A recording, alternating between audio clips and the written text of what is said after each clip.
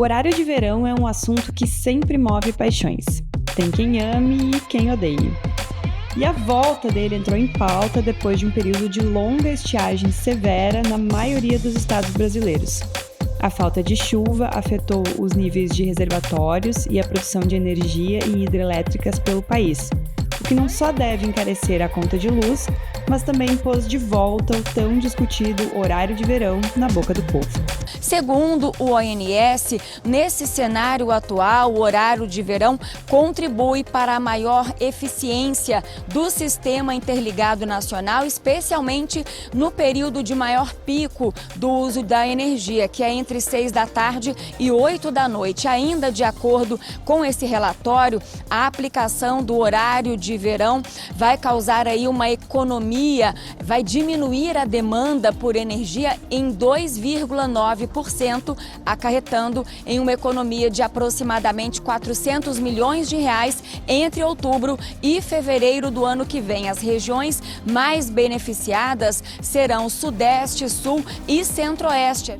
Para além da preferência pessoal pela volta ou não do horário de verão, alguns fatores são levados em consideração na hora de discutir esse retorno. Um deles é o benefício que os dias mais longos trazem para bares e restaurantes, já que as pessoas tendem a estender o fim de tarde pós-expediente, aumentando assim o consumo nesses locais. A sensação de segurança que o início de noite ensolarado traz também é um dos argumentos usados a favor do adiantamento dos relógios.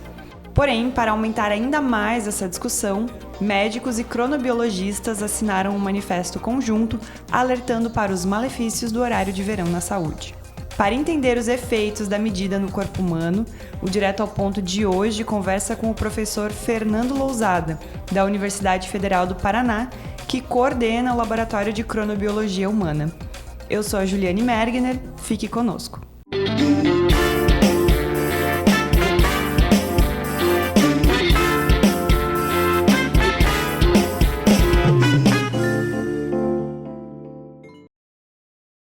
Professor, eu gostaria de começar perguntando para o senhor, porque pesquisando sobre ciclo circadiano e relógio biológico, por exemplo, em muitos artigos ou em muitos sites na internet, esses são termos que se confundem muitas vezes.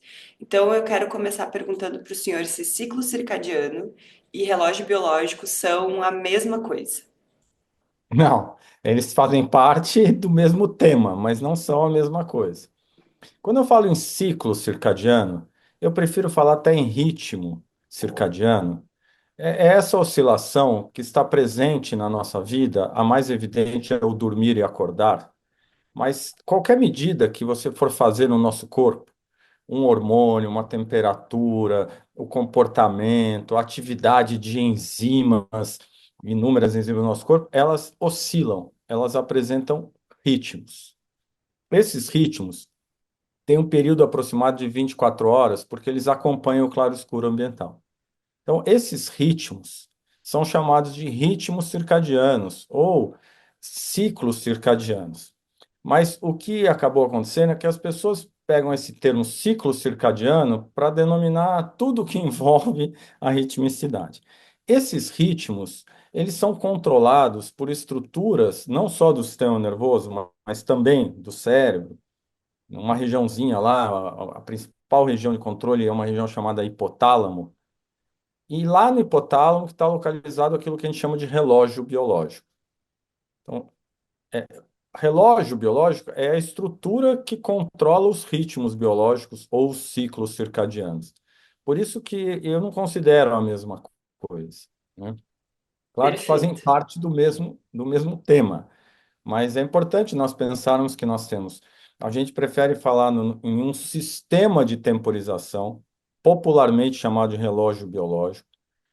São várias estruturas que fazem parte de um sistema que interagem, mas como eu falei, a principal é o hipotálamo, e o hipotálamo tem uma situação muito privilegiada, porque ele tem uma conexão direta com a retina, ou seja, entre aspas, né, o hipotálamo sabe se é dia ou noite. E o hipotálamo transmite essa informação para todo o corpo. como é que o fígado, como é que o estômago, como é que todos os nossos órgãos têm essa informação de que é dia ou noite para poder ajustar os nossos ritmos. O hipotálamo informa isso, a principal informação é via pineal, a glândula pineal, que também está aqui na cabeça, que secreta um hormônio chamado melatonina. Então, quando a gente pensa em relógio biológico, o relógio biológico é o relógio do hipotálamo, mas na verdade são várias estruturas que fazem parte desse controle, por isso que a gente prefere falar em um sistema de temporização, um sistema que controla os nossos ritmos. E esse sistema está a serviço do quê? De nós estarmos sincronizados com o dia à noite, acompanharmos o dia à noite. E não só o dia à noite, as estações do ano, mas o mais evidente é o dia à noite. Perfeito, professor. Então, agora que a gente entendeu qual é que é a diferença entre o ciclo ou o ritmo circadiano e o relógio biológico, eu gostaria que o senhor explicasse para a gente um pouquinho de qual é a função de cada um deles. O ritmo, né, é difícil a gente pensar numa função, né? A gente se expressa de maneira rítmica para poder sobreviver num ambiente rítmico. O que a gente sabe é que nenhum ser vivo, seja uma planta, seja um invertebrado, nenhum ser vivo sobrevive sem essa capacidade de gerar o tempo, ou seja, sem um relógio biológico. Todos os seres vivos têm um relógio biológico. Então, a função desses ritmos é exatamente essa, nos manter sincronizados. Mas mais do que isso, esses ritmos, eles antecipam as mudanças ambientais. Porque você poderia pensar num ser vivo que não tivesse relógio e pensar assim: amanheceu, eu acordo, anoiteceu, eu durmo. Esquentou, esfriou, eu mudo meu comportamento. Mas essa capacidade de antecipação dos eventos só é possível porque nós temos um relógio que marca o tempo. Ou seja, quando amanhece, os nossos relógios já prepararam o nosso corpo para a vigília, para o despertar.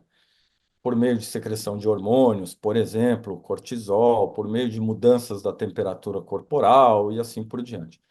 Então, a principal função dos ritmos é nos sincronizar com o claro e escuro, mas antes de mais nada, antecipar as mudanças ambientais que são previsíveis, né? Então, eu vou dar um exemplo extremo.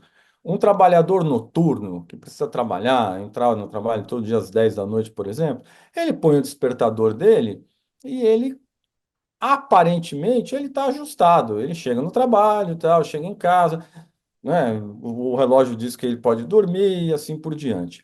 Aparentemente. Porque, na verdade, o que o nosso cérebro precisa é a informação do claro e do escuro. Então, esse trabalhador, ele jamais vai conseguir sincronizar todos os seus ritmos. Ele fica com seus ritmos desorganizados. O sono, com a secreção de hormônios, com a atividade digestiva, fica tudo desincronizado, como uma orquestra que não consegue se entender e não consegue tocar no mesmo ritmo. Dessa maneira, a gente entende, com esse exemplo extremo de um trabalhador noturno, que não é possível nós vivermos sem essa informação do claro e escuro e é essa informação que nos sincroniza, que nos ajusta. Talvez a mudança mais drástica na história da espécie humana tenha sido o advento da luz artificial, dessa nossa capacidade de ficarmos no escuro expostos à luz. Então, a lógica é a seguinte: o que acontece todas as noites, né, com a grande maioria da população?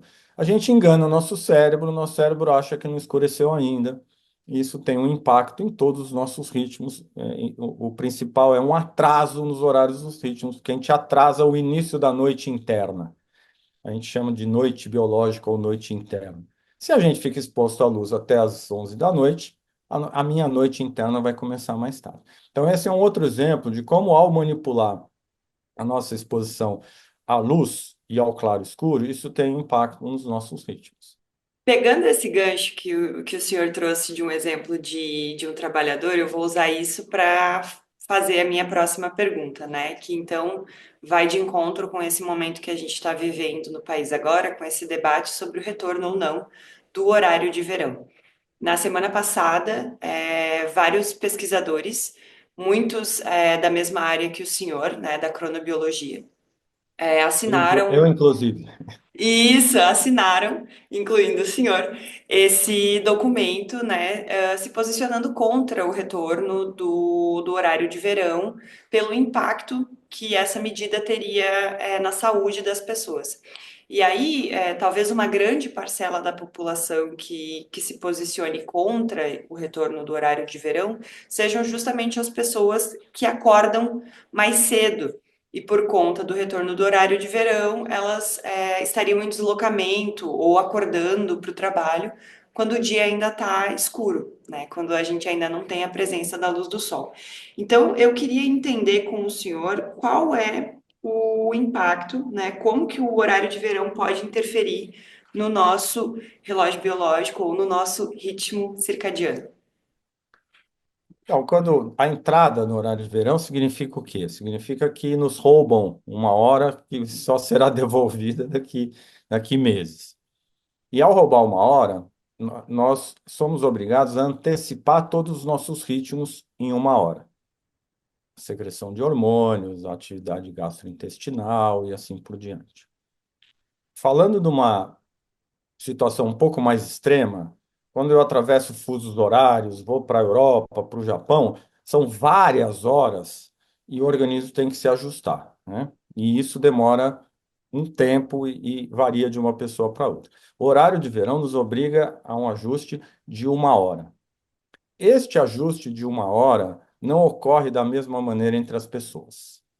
Tem pessoas que conseguem se ajustar mais rapidamente, tem pessoas que têm mais dificuldade para se ajustar.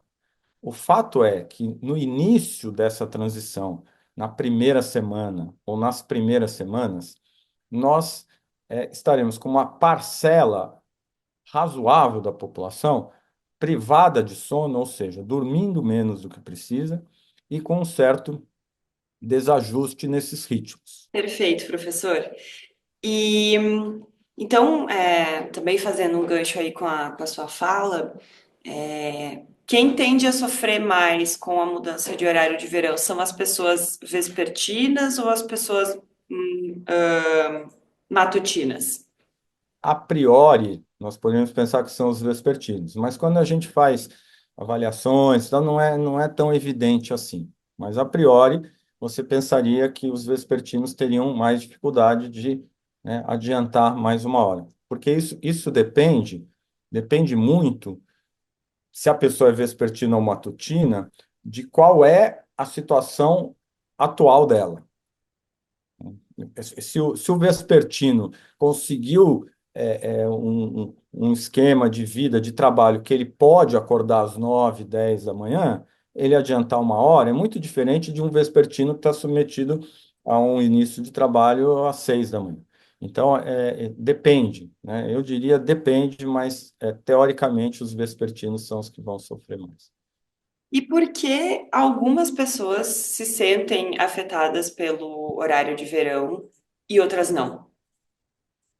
Essa é uma boa pergunta. A gente tem algumas especulações teóricas, né, para explicar. O que a gente sabe é que uma parcela sofre, uma parcela tem mais dificuldade, e aí isso tem a ver com os diferentes mecanismos de controle dos ritmos e do sono. No fundo, tem a ver com o que nos leva a dormir, né? Como se constrói o que a gente chama de pressão do sono.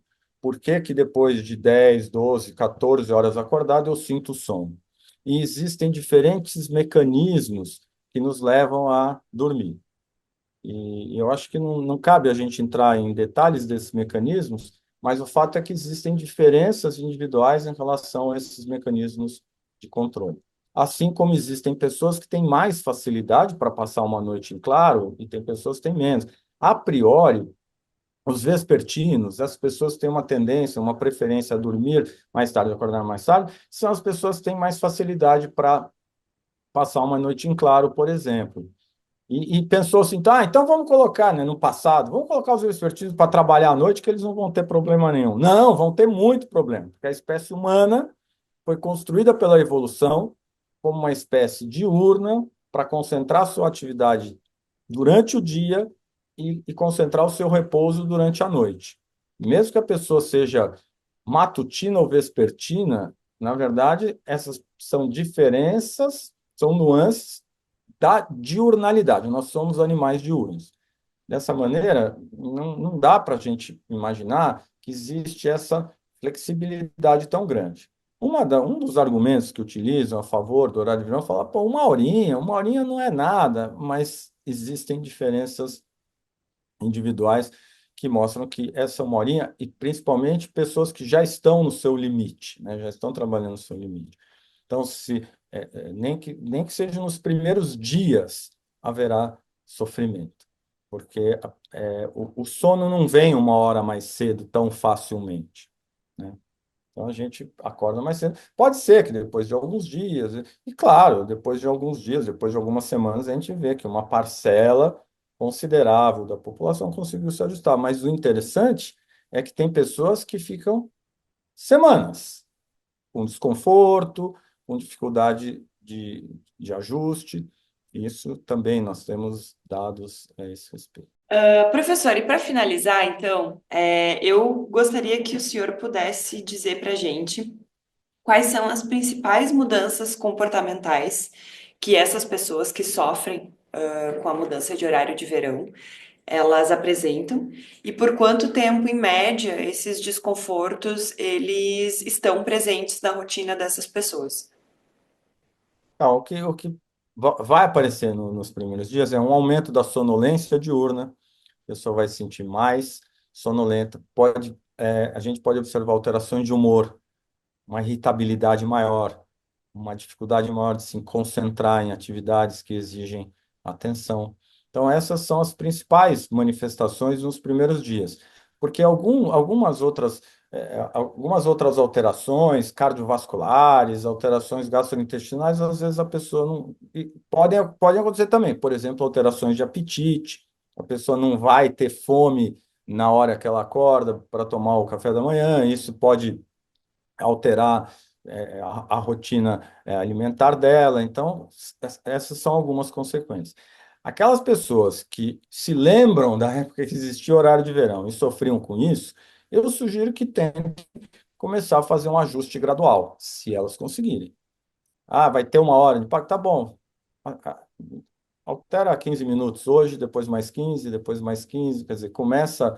Para você, o horário de verão começaria 4, 5 dias antes. Uhum. Isso pode ajudar nessa transição. É claro que nem todos conseguem, né? Isso depende um pouco da rotina. Mas mesmo assim, a hora que a gente acorda, é muito importante nós estarmos expostos à luz. Então, para aquelas pessoas que vão passar, claro, algumas pessoas já acordam quando está escuro, né? Dependendo dos horários e principalmente nas grandes cidades, a gente sabe o problema de transporte, muitas pessoas acordam ainda não amanheceu. Mas para aquelas pessoas que estão acordando e não amanheceu, elas têm que garantir exposição à luz. Ou seja, se não a luz artificial em casa, mas se elas chegam no trabalho e ainda está escuro, tentar informar o cérebro que o dia começou, porque isso vai ajudar a essa sincronização. Para ampliar esse debate, recebemos também Odilon Duarte, que é professor e coordenador do curso de Engenharias Renováveis da Pontifícia Universidade Católica do Rio Grande do Sul. Professor, bem-vindo ao Direto ao Ponto. E eu quero começar falando que o retorno do horário de verão, então, ele está sendo discutido pelo governo federal e pelo Ministério de Minas e Energia. E a decisão ela deve ser tomada nos próximos dias, levando em consideração o relatório enviado pelo Operador Nacional do Sistema Elétrico, que aponta que a economia de energia no período em que o horário de verão estaria em vigor, seria de 2,9%.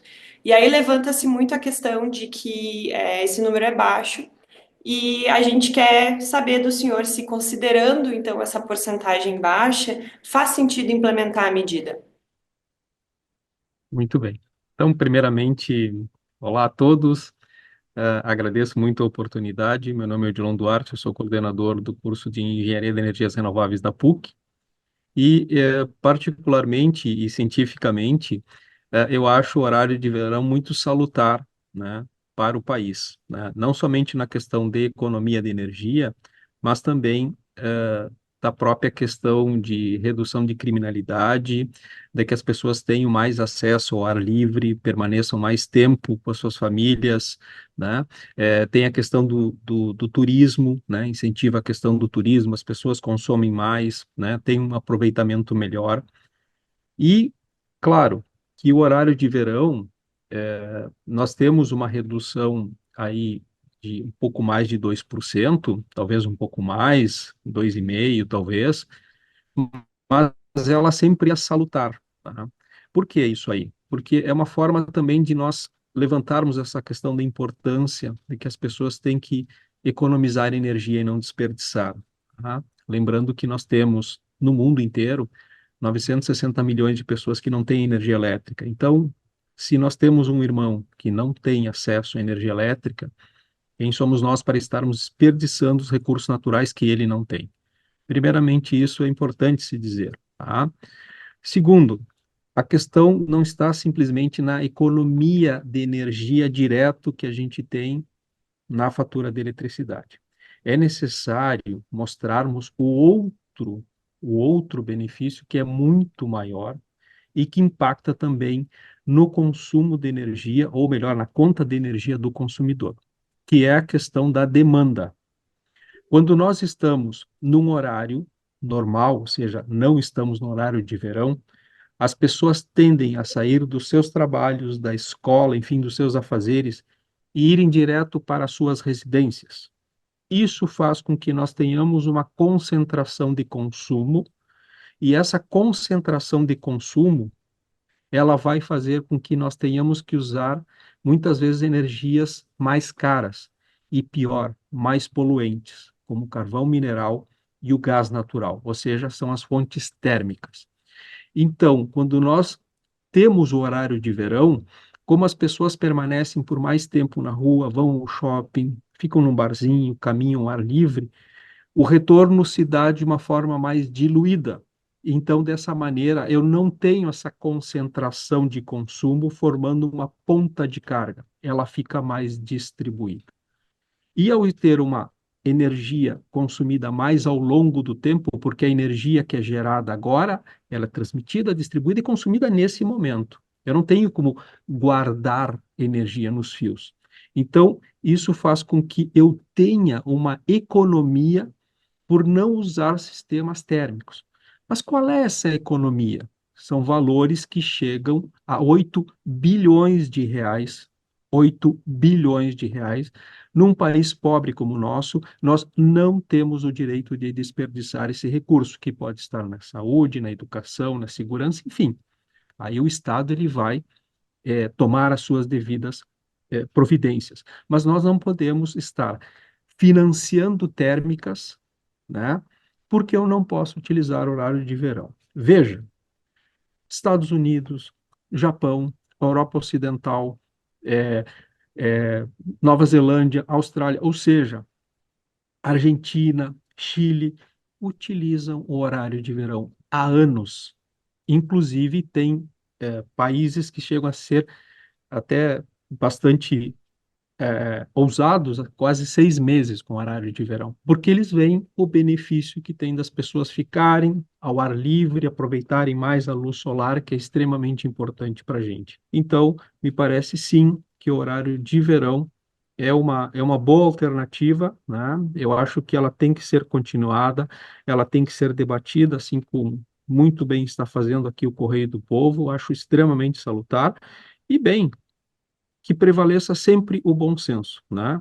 Que seja bom para a grande maioria da população, como tem que ser uma questão democrática. Parte dessa discussão sobre o retorno do horário de verão também se dá porque um dos argumentos usados no passado era que as pessoas, como o senhor bem colocou, chegavam em casa no final da tarde e se tinha esse alto consumo de energia, principalmente por ligar as luzes de casa, a TV e tomar banho, né? A gente sabe que aqui no Brasil a grande maioria da população utiliza o chuveiro elétrico e não o chuveiro a gás Uhum, também. uhum, Então, uma discussão se dá agora porque um dos principais pontos de consumo de energia no verão seriam os ar-condicionados, né? isso. Então, eles seriam ligados do momento em que a pessoa chega em casa até o horário em que ela sai no dia seguinte, porque também estamos vivendo dias cada vez mais quentes no verão, Uhum. não só aqui no Brasil, mas no planeta em função das No planeta, mudanças climáticas. sem dúvida. E aí, a pergunta que eu quero fazer para o senhor a respeito disso é: considerando esse histórico no passado de horário de verão, por consumo de energia com luzes, TV e banho, e agora esse cenário onde a gente consome talvez mais energia com ar-condicionado no verão, ainda assim, o horário de verão faz sentido? Sim, faz sentido, porque na verdade, o que que acontece?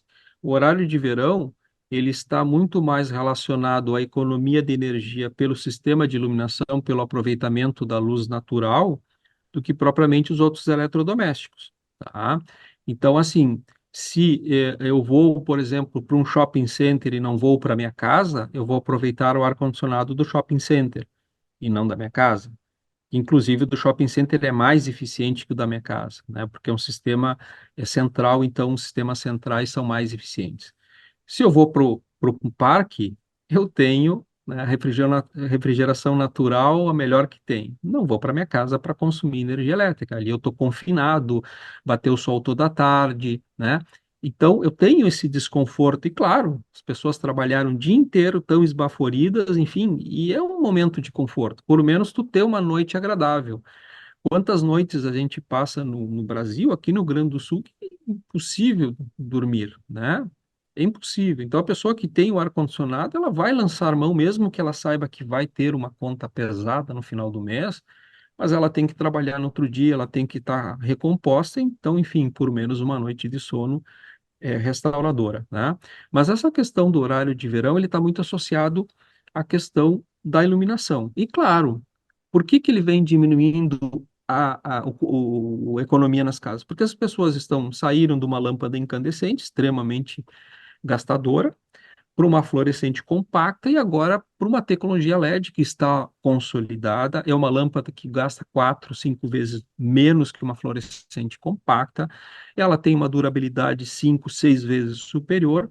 Então, realmente, é uma tecnologia absoluta, tá? E isso, claro, faz com que a gente tenha menos economia quando a gente volta para casa, né? Não está tanta diferença. Agora sim, a iluminação passou a não ser tão preponderante, mas claro, agora tem um novo vilão que é, bom, continua sendo o ar-condicionado, a geladeira de uma forma muito sorrateira, né? Mas ela consome, e o ar-condicionado, que realmente, dependendo da forma com que as pessoas utilizam e o tempo que elas utilizam, realmente trazem um impacto bem grande na conta. Mas o horário de verão, no momento que eu asseguro, entre aspas, as pessoas fora das residências, eu consigo com que 1, 2 horas, 3 horas, a pessoa não use o ar-condicionado. Então, também, eu vou diluindo, as pessoas vão indo para suas casas, vou diluindo, a pessoa vai para um bar, enfim, né? Eu vou diluindo essa entrada desse equipamento. Então, isso vai me trazer uma economia maior do que a própria iluminação, sem dúvida. Agora, se todo mundo agora sair do seu trabalho, enfim, dos seus estudos, enfim, dos seus afazeres, e voltar para suas casas, e tiver a chance de colocar um ar-condicionado, vai. Pessoa que não tem um ar-condicionado, ela vai utilizar o ventilador. Mas se ela está fora, ela não vai estar consumindo, ou vai estar consumindo de uma forma compartilhada, que o sistema vai estar ligado para outras pessoas e para ela também, ou vai estar no ar livre, que é a melhor coisa que tem, tá? Então, de novo, vejo como salutar o horário de verão, né? E outra coisa, na luz natural as pessoas estão mais seguras, não tem tanto assalto, as pessoas conseguem visualizar o trânsito de carros, quer dizer, tem uma segurança maior para o indivíduo. Maravilha, professor. E para a gente finalizar a nossa conversa aqui, então eu Uhum, gostaria de pedir para o senhor para que o senhor pudesse nos dar algumas dicas, algumas sugestões de economias de energia que a gente pode fazer dentro das nossas casas. O senhor já veio uhum, falando aí que um dos benefícios do horário de verão é que a gente permanece mais tempo ou fora de casa, economizando assim energia dentro da nossa casa, ou temos mais tempo de incidência de luz solar e por isso lançamos menos mão de luz artificial dentro de casa e de outros recursos também. Mas Uhum, acho que seria interessante a gente trazer para a audiência aqui algumas dicas, algumas sugestões para também minimizar o impacto do verão na nossa conta de luz e poder usufruir de forma mais eficaz do horário de verão, se de fato ele for implementado como parece que vai ser. uhum. Bom, a gente pode começar pelo ar-condicionado, que para mim é um dos grandes vilões, tá? Dependendo do uso de novo. Então, eu cheguei na minha casa, vamos pegar o comportamento assim. Cheguei em casa, abre toda a casa, troca todo o ar, né? Mesmo que esteja quente, abafado, troca, deixa a ventilação, ar novo, fecha o ambiente que a pessoa vai ficar. Fecha o ambiente e aí liga o ar-condicionado, numa temperatura entre 21 e 23 graus. Ah, eu estou esbaforido, 21 e 23 graus. Em algum momento, o ar-condicionado vai equilibrar termicamente com o teu corpo. E aí tu vai te sentir agradável. Tu vai andar com uma camiseta, talvez um pouquinho de frio, então tu vai aumentar um pouquinho mais a temperatura, mas tu não precisa andar com um blusão de lã no verão, né? Ou dormir com edredom, como tem gente que adora dormir com edredom. Eu digo, isso te faz bem, né? Isso te faz bem, tu acha que isso aí tu consegue pagar isso aí, né? Mesmo pensando que tem gente que não tem energia elétrica, bem, então, né? Mas se a pessoa quer economizar, realmente entre 21 e 23. Até porque, veja bem, não é que eu vou baixar 1 grau que vai baixar pouco. Não é pouco. Se eu baixar de 21 para 20, eu aumento 7% o consumo de energia do meu ar-condicionado. De 20 para 19, mais 7%. Então aí já vai 14% de aumento. Nós temos também, você comentou bem, o chuveiro, né? O brasileiro tem o hábito. E no verão, de 2, 3 banhos e até mais. Dependendo do dia, saiu, veio todo suado, não tem como aguentar. Mas aí a pessoa acha que a água normal, vamos dizer assim, que vem do Demai, e realmente ela é um pouco mais fria porque ela está subterrânea, ela fica na caixa, muitas vezes protegida do sol, ele não vem naquela temperatura que a gente gostaria. Pois bem, mas eu posso, mesmo no chuveiro mais simples, eu posso comutar, como a gente diz, ali, trocar a chavezinha, passar do inverno para o verão. Só esse movimento eu já economizo 30% no eletrodoméstico. Ele vai me consumir 30% menos energia para esquentar a água. Então já vimos dois eletrodomésticos bastante, vamos dizer assim, bastante gastadores de energia. Um terceiro que é sorrateiro, que é a geladeira. E a gente não se dá muita conta, mas no inverno, tranquilo. Agora, no verão, não. Ela sempre está com o compressor ligado. Tá? E aí, o que acontece? Eu tenho que aumentar o termostato. Né? Eu tenho que ir lá ajustar o termostato para uma geladeira que não seja automática. Tá? Então, isso vai dar com que a geladeira trabalhe no regime de trabalho, né?